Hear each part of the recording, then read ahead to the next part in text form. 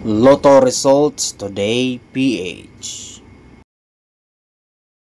Welcome po sa ating 2 PM edition ng Lotto Results Today, November 18, 2024, araw po ng Lunes, para po sa ating 2D Lotto at 3D Lotto.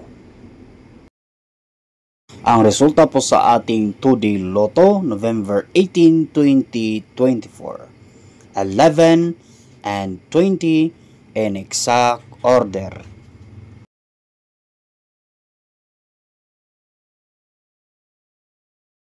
Ang resulta po sa ating 3D Lotto, November 18, 2024. Ang resulta po ay 0, 5, and 2 in exact order.